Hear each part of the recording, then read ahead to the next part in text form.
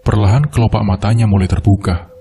Suasana yang asing membuatnya kembali menutup mata, mencoba mengingatkan apa yang baru saja terjadi semalam. Lalu bayangan kejadian itu kembali terlintas. Tubuhnya didorong oleh seseorang hingga jatuh tepat di atas kasur dengan spray berwarna putih tersebut. Membuat wanita muda itu refleks, bangkit lalu duduk untuk mengamati sekeliling. Ia mengedarkan pandangannya ke seluruh ruangan. Beberapa buku nampak berserakan, dan di samping rak buku itu terdapat sebuah gitar tua. Nafas wanita muda itu terengah. Pelan tapi pasti, ia menarik selimut yang menutupi tubuhnya. Dan benar saja dugaannya, di spray putih itu ada noda darah yang sudah mengering. "Arya! Arya!" teriak wanita muda itu marah, sehingga suaranya pun bergetar. Seorang laki-laki berusia 23 tahunan masuk ke dalam ruangan tersebut sambil tersenyum penuh arti. Entah apa yang terjadi padanya, tapi melihat senyum si lelaki itu, si wanita muda tertunduk. Ia yang awalnya benar-benar marah, kini menjadi lunak dan hanya bisa menangis sesegukan. "Kau mengingkari janjimu. Kau bilang kau tak akan melakukan itu padaku sebelum kita sah menjadi suami istri. Kau pembohong," isaknya lemah terdengar. Lelaki itu duduk di dekatnya. Perlahan, ia membelai rambut wanitanya dengan lembut. "2 bulan lagi kita akan menikah. Tak ada yang perlu kau takutkan. Aku tidak akan lari meninggalkanmu. Percayalah," bisiknya lembut. Arya memanglah seorang laki-laki yang baik. Setidaknya begitulah yang dirasakan oleh Ainun kala berpacaran dan akhirnya memantapkan hati menikah dengan laki-laki tersebut. Walau sebelum itu, kegadisannya diambil tanpa izin oleh Arya sewaktu mereka berada di bawah pengaruh alkohol. Dan entah mengapa, sekesal apapun Ainun, ia tak pernah bisa marah pada laki-laki itu. Bahkan setelah menikah, Ainunlah yang bekerja keras untuk menafkahi mereka berdua. Keseharian Arya hanya tidur dan bermalas-malasan tanpa berpikir mencari pekerjaan untuk membantu istrinya. Suatu hari setelah berbulan-bulan lamanya usia pernikahan mereka, adik Ainun yang nomor 4 datang berkunjung ke rumah yang dihuni kedua pasangan Ainun dan Arya tersebut. Setelah menikah, Arya dan Ainun tak tinggal bersama orang tua, tapi mereka tinggal berdua di salah satu rumah milik orang tua Ainun, karena sebelumnya Arya tinggal di rumah sewaan. Jadi untuk menghemat biaya kehidupan keduanya, mereka pun akhirnya disuruh untuk tinggal di rumah milik orang tua Ainun yang sudah lama kosong. Memang beberapa waktu lalu, Ainun diberitahu ayahnya kalau adiknya yang sudah beranjak remaja itu akan tinggal sementara waktu bersama mereka, dikarenakan adiknya akan bersekolah di kota tersebut. Dan iya, Ainun tentu tak keberatan sama sekali. Ia bahkan sangat senang dan antusias menyambut kedatangan adiknya tersebut. Bahkan sudah dari awal, ia membersihkan dan merapikan kamar yang akan ditempati oleh adiknya selama ia bersekolah di sana. Hari-hari berlalu. Tak terasa sudah 1 bulan semenjak adiknya tinggal bersama mereka. Namun tidak seperti bulan-bulan sebelumnya. Hubungan Ainun dan Arya sekarang nampaknya tidak baik-baik saja. Pertikaian yang berujung saling diam selalu mewarnai kehidupan rumah tangga keduanya. Tapi Ainun lega, karena meskipun hubungan mereka mulai renggang, setidaknya Arya tak bercerita apa-apa kepada adiknya, dan masih bersikap ramah pada sang adik. Malam itu hujan turun dengan lebatnya, membuat Ainun yang baru selesai kerja lembur tersebut, mau tak mau harus menerobos hujan, mengingat adik dan suaminya yang pasti sedang menunggunya pulang. Namun sebelum ia keluar, Ainun lebih dulu mampir di meja kerja temannya. "Win, kamu kapan pulang?" tanya Ainun kepada seorang wanita berusia 25 tahunan yang sedang duduk menghadap meja kerjanya. Kerjaanku belum selesai kok. Memangnya kenapa, Nun?" jawab Wiwin lalu balik bertanya. Aku lupa membawa jas hujan. Padahal pasti adik dan suamiku sudah menungguku dengan perut lapar." ucap Ainun dengan raut cemas. Ya sudah, kamu pakai jas hujanku saja ya. Ada di dalam jok. Nih kuncinya. Nanti titipkan saja kuncinya sama Om Anto, kata Wiwin seraya memberi kunci motornya. Ainun mengerutkan alisnya. Enggak ah, kalau aku pakai jas hujan kamu, lalu kamu sendiri gimana? Kata Ainun. Kerjaanku masih banyak Nun, serius. Mungkin akan selesai 2 jam lagi. Nggak mungkin kan dalam waktu 2 jam hujannya nggak berhenti, kata Wiwin.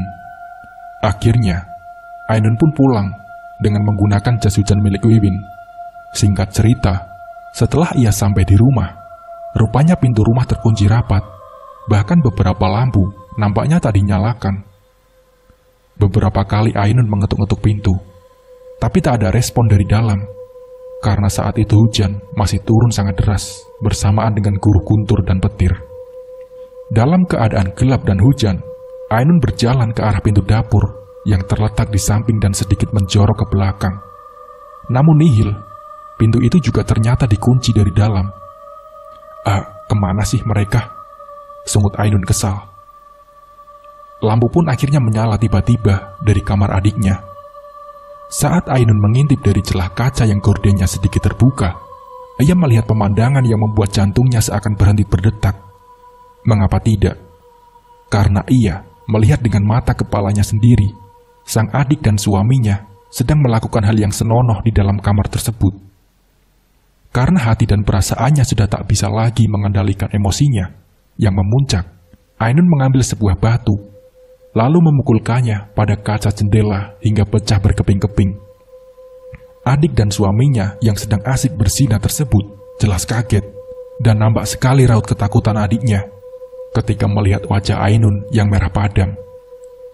"Buka pintunya, buka sekarang!" Ainun pun berteriak. Plak! Sebuah tamparan mendarat di pipi mulus sang adik.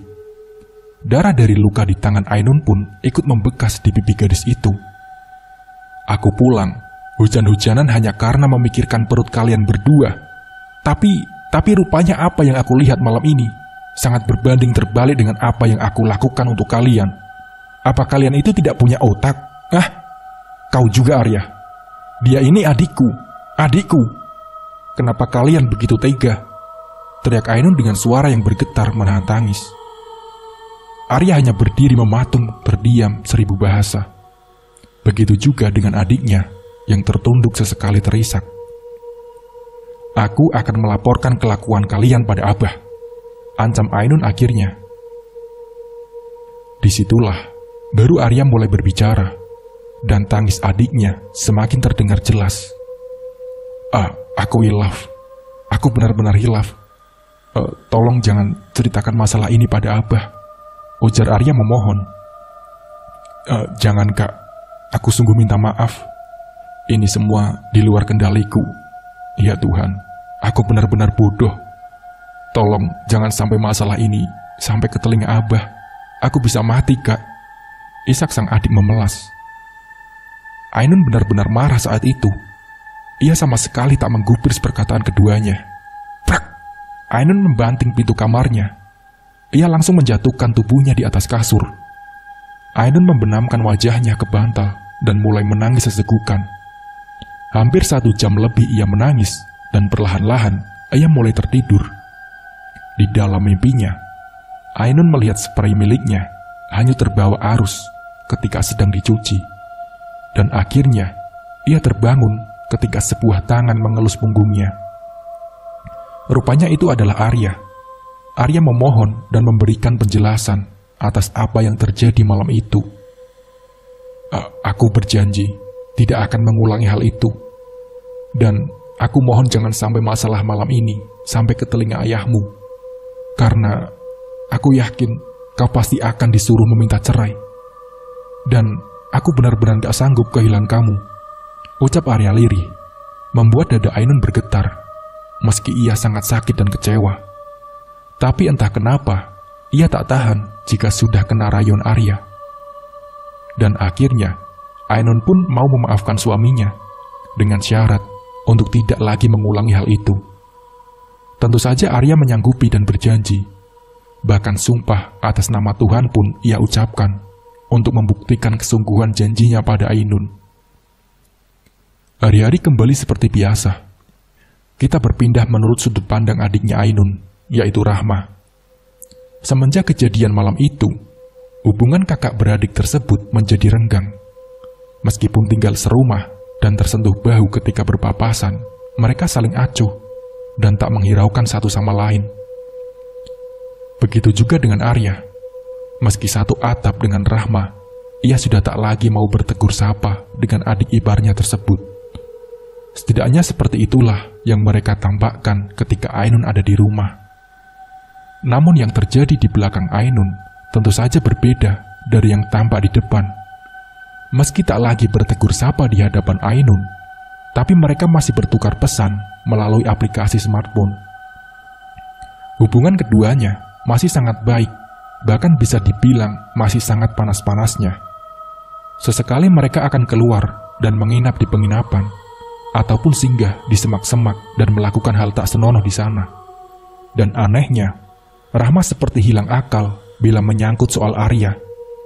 Bahkan dimanapun dan kapanpun Arya ingin melakukan hubungan intim dengannya, ia selalu melayani nafsu laki-laki itu. Meskipun ia tahu kalau tak akan mungkin bisa bersama dengan Arya, tapi ia tak peduli. 1 tahun telah berlalu. Hari itu sepupu Ainun yang bernama Ida datang berkunjung ke rumah bersama dengan anaknya yang baru saja berusia 3 tahun.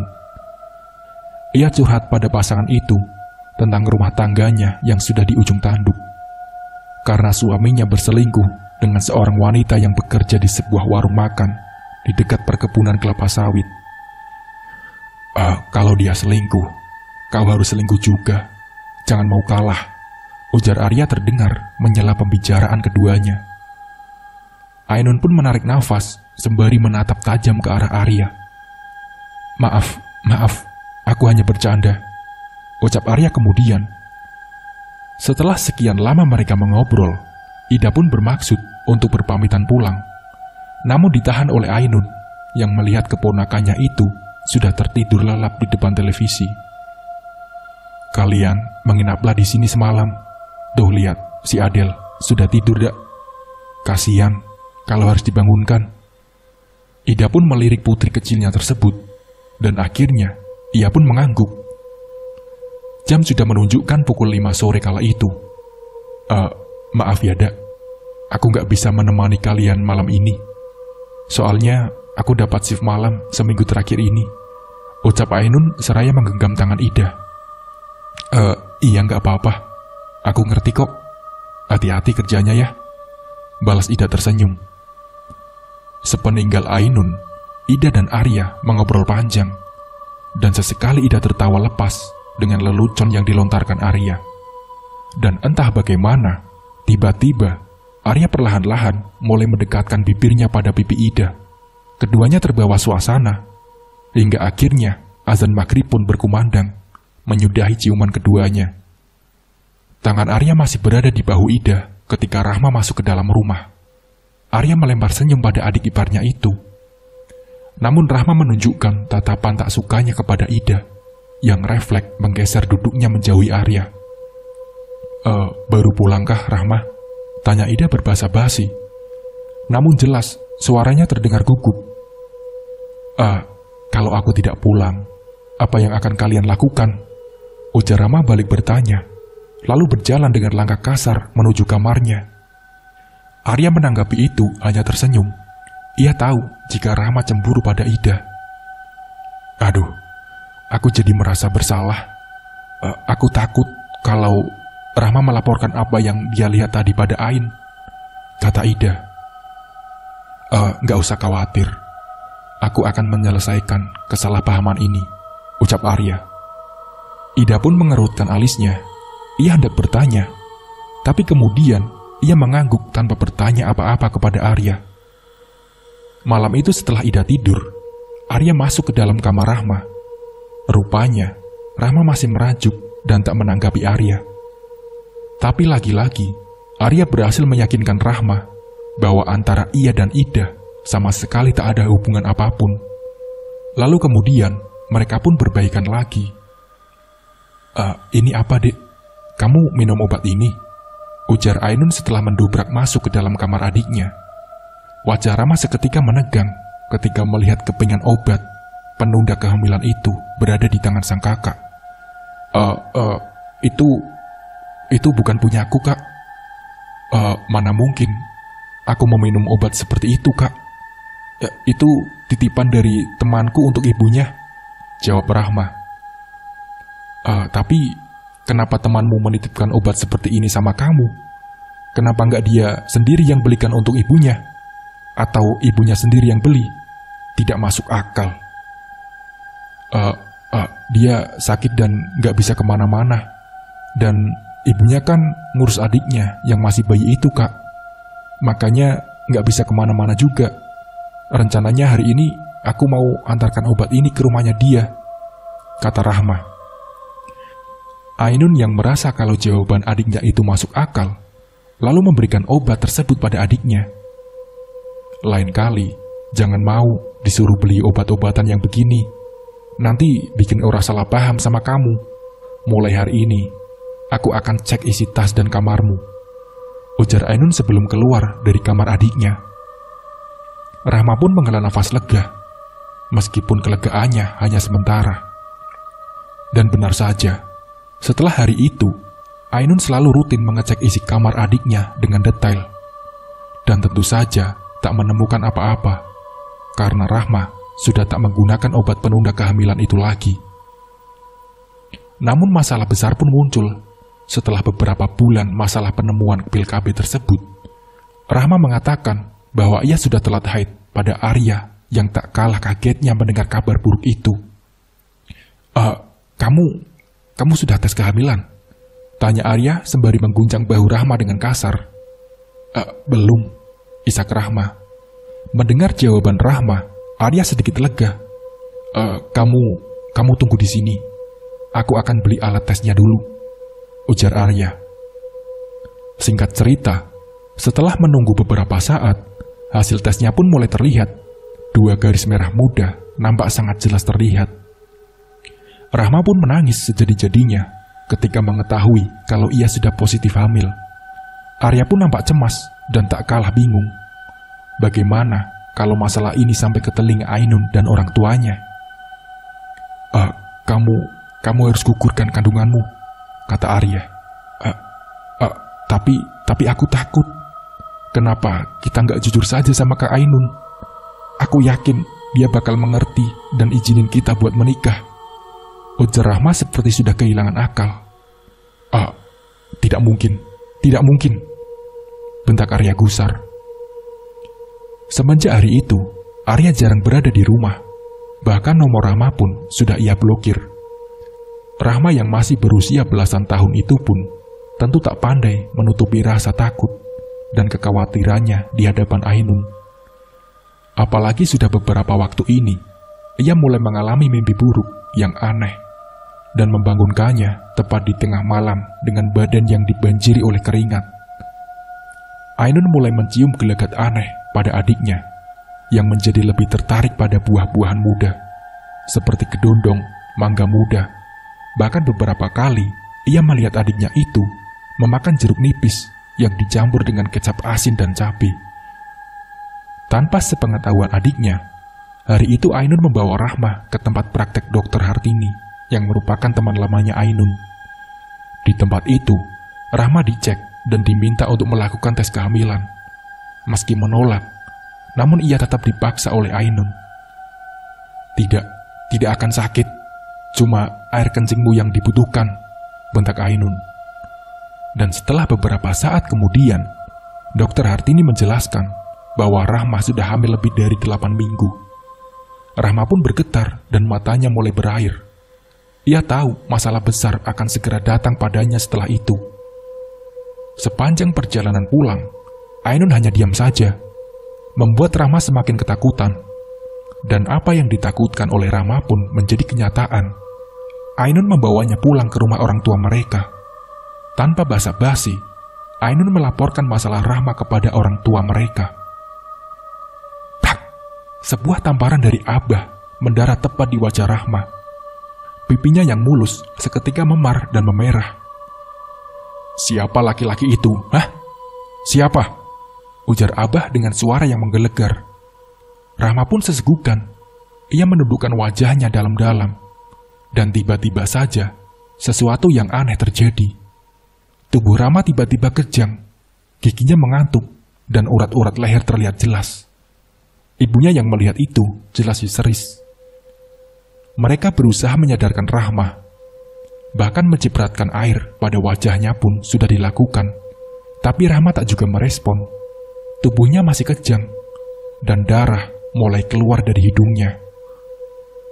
Meskipun Abah saat itu sangat marah kepada Rahma, tapi beliaulah yang paling khawatir dengan keadaan Rahma. Ambil kuncinya, ambil, cepat," ujarnya dengan suara bergetar. Hari itu, Rahma dilarikan ke rumah sakit kecil yang ada di daerah tersebut. Keadaan Rahma berangsur-angsur pulih setelah dirawat selama 3 hari di sana. Namun sepulangnya Rahma dari rumah sakit, ia menjadi susah diajak bicara, dan lebih sering melamun seperti orang linglung. Bahkan, ia bisa sampai berjam-jam lamanya menatap ke satu objek tanpa mengalihkan pandangan ke objek lain. Sesekali terdengar rintihan mengiris dan tawa yang aneh. Beberapa kali juga, ia mencoba melukai tubuhnya sendiri. Seakan-akan itu ia lakukan bukan atas kemauannya. Tapi ada sesuatu yang tak kasat mata tengah mengendalikan tubuhnya. Dari tatapan matanya, bisa dilihat kalau dia juga tak mau seperti itu. Bagaimana dengan keadaan adikmu?" tanya Arya di suatu hari ketika Ainun akan bersiap-siap berangkat kerja. Dia benar-benar depresi. Mungkin laki-laki biadab yang menghamilinya itu tak mau bertanggung jawab, dan menurutku bisa jadi laki-laki itu yang mengancam Rahma sehingga membuatnya hampir gila, kata Ainun. Kasihan dia, semoga lekas sembuh, ucap Arya. Bukan kau kan yang menghamilinya, kata Ainun. Astaga, pertanyaan macam apa ini sayang? Jelas bukan aku. Kau sendiri pun tahu kan, aku sudah tak bertegur sapa lagi dengannya. Kejadian malam itu hanya sebuah kekilapan, dan aku sungguh menyesal, malu bila mengingat hal itu, jawab Arya. Ainun pun menghela nafas panjang. Terlepas benar atau tidaknya perkataan sang suami, Ainun yakin kalau Arya tak ada kena-mengena dengan kehamilan Rahma. Beralih ke rumah orang tua Ainun. Hari itu, kakeknya yang tinggal di desa lain datang berkunjung untuk menengok keadaan Rahma. Kakek ini adalah adik kandung dari kakeknya Ainun yang sudah meninggal. Beliau ini dikenal sebagai sesepuh desa. Beliau juga sering dipanggil oleh orang-orang luar daerah untuk berkonsultasi masalah yang berkaitan dengan hal gaib. Rahma berteriak histeris begitu melihat kelebatan bayangan si kakek. Padahal saat itu si kakek belum masuk ke dalam kamarnya dan hanya lewat untuk menemui ibunya Ainun yang tengah memasak di dapur. Untung Pian datang. Saya ingin minta tolong dilihatkan si Rahma itu. Sudah cukup lama dia seperti itu, ujar ibunya Ainun setelah mencium tangan si kakek. Nanti dulu, aku mau duduk dulu sebentar. Aku minta air kopinya. Setelah minum segelas kopi, barulah beliau berjalan ke arah kamar Rahma. Panas sekali dalam kamar ini, ujar kakak Ainun. Rahma pun menjerit dan berteriak semakin menjadi ketika si kakek mulai mendekatinya. Saat tangan si kakek hendak menyentuh kepalanya, Rahma menghindar dan berhasil menendang kaki kursi kakek. Kepala monyet, kenapa kamu? Kenapa? Ujar si kakek latah setelah hampir jatuh kena tendangan Rahma. Untungnya, di saat yang bersamaan, ayahnya Ainun masuk dan menyangga tubuh si kakek agar tak terjatuh. Ini kena ganggu makhluk halus. Besar sekali badannya yang ada di dekatnya ini, kata kakek Ainun. Lalu bagaimana sekarang? Apa bisa diusir? kata Ibu Ainun. Coba kau pegangi dia, suruh si kakek. Setelah tangan Rahma dipegangi dengan erat, barulah si kakek berhasil menyentuh kepalanya. Rahma berteriak nyaring, lalu kemudian merintih panjang ketika kakek mulai membacakan doa-doa. Ini sedang mengandung ternyata, ujar si kakek. Kelihatankah siapa yang mengirimnya ini? Ujar Ibu Ainun. Si kakek pun mengangguk, tapi beliau enggan memberitahukan siapa pelakunya, meski sudah didesak oleh orang tua Ainun. Di tempat yang berbeda, Arya yang sedang tidur siang itu mulai merasakan suhu tubuhnya naik drastis. Wajahnya juga mulai menegang, seakan-akan tahu apa yang baru saja terjadi. Dia kena pelet dan guna-guna dari orang yang sama, gumam kakek. Siapa orangnya? Kata Ibu Ainun. Suruh pulang Ainun. Malam ini aku akan mencoba mengobati dan memagari Rahma, ujar kakek tanpa menjawab pertanyaan dari ayahnya Ainun. Lalu, kenapa harus ada Ainun? Ainun pasti sedang bekerja, kata Bapak Ainun. Lakukan saja, karena Ainun pun dalam bahaya. Sebentar, saya telepon suaminya dulu, kata bapaknya Ainun. Jangan. Kau cukup suruh Ainun sendirian ke sini, bentak kakek. Meski bingung, ayahnya Ainun akhirnya menuruti perintah si kakek. Dan singkat cerita, malam itu pun tiba. Di kamar mandi, sudah disediakan 2 ember besar, berisi mayang dan bunga-bungaan. Ainun yang baru saja pulang dari tempat kerja, langsung meluncur ke rumah orang tuanya dengan mengendarai motor. Jalanan menuju rumah orang tuanya malam itu sedikit licin dikarenakan hujan. Ainun sangat berhati-hati mengendarai motornya. Ia melepaskan jas hujannya begitu sampai di depan pintu rumah. Ia mencari-cari sendal suaminya, namun tak ada di sana. Arya mana, Bah? Belum datang? Tanya Ainun begitu masuk ke dalam rumah. Si kakek menatap tajam ke arah Ainun. Sudah lama kamu menikah, tapi kenapa tak pernah mengajak suamimu menemuiku? Ujar kakek. Ainun pun tersenyum kecut mendengar pertanyaan si kakek. Kau bukan Ainun cucuku. Apa? Maksudnya, kek? Lelaki itu tidak tampan, harta dia tak punya, hidup pun hanya bergantung padamu. Makan, tidur, sama sekali tak memikirkan kerja. Apa yang kau harapkan dari dia? Kata kakek. Mendengar perkataan si kakek, raut wajah Ainun berubah. Pian, jangan berbicara seperti itu. Walau bagaimanapun, Arya tetaplah suami saya. Baik buruknya dia, saya tetap sayang dengannya. Jangan sementang-mentang karena Pian sudah tua, lalu bisa semena-mena memburukan suami saya, ujar Ainun dengan tatapan tajam. Hormati sedikit pada kakekmu, Nun, bentak Abah. Kakek tersenyum, lalu mengangguk. Perlahan-lahan, ia berdiri dan mendekati Ainun yang masih berdiri di dekat pintu. Mulut kakek berkomat-kamit membaca doa. Lalu kemudian, beliau mengusap wajah Ainun, dan setelah itu, tubuh Ainun ambruk. Letakkan dia di atas kain yang tadi sudah kusiapkan, kata kakek. Setelah itu, Ainun yang masih tak sadarkan diri, lantas diberikan air putih dari sebuah botol. Perlahan-lahan, Ainun pun tersadar. Matanya menatap bingung pada orang-orang yang mengelilingnya.